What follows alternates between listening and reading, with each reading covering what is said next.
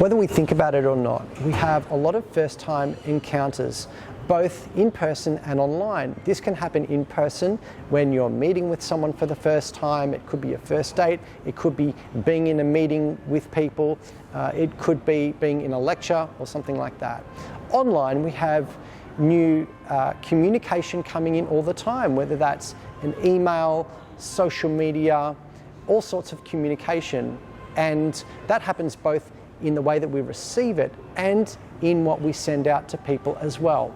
What is really important here is what is happening in that first time impression.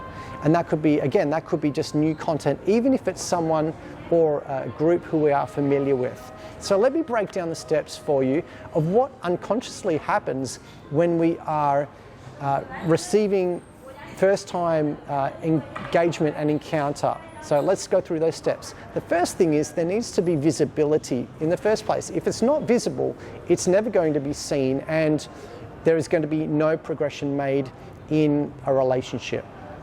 So it needs to be visible, and on social media, of course, there's lots of algorithms that take place for people, whether a piece of content is displayed in front of them or not.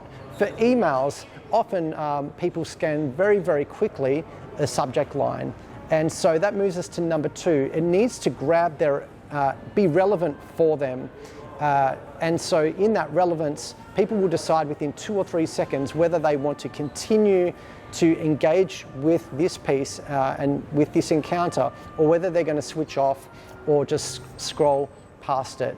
Number three is impression. It needs to make a good impression, or it's at least something that's going to hook them in to decide to continue on. If you can do that, then we move to number four, which is attention. You have their attention. So if they've clicked into the email, they want to find out more. If they click the read more button, they want to find out more. If I'm having a conversation with someone, I want to be able to continue that conversation because I've got that attention. And once you've done that, then we can build connection further.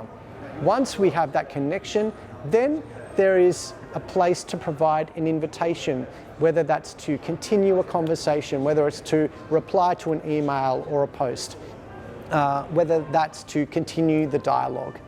Once that's happened, then there is permission to continue in that relationship and to take that relationship to the next level and that engagement. And with that permission, there can be trust, there can be safety to continue. So they're the 7 steps. I hope that's useful for you.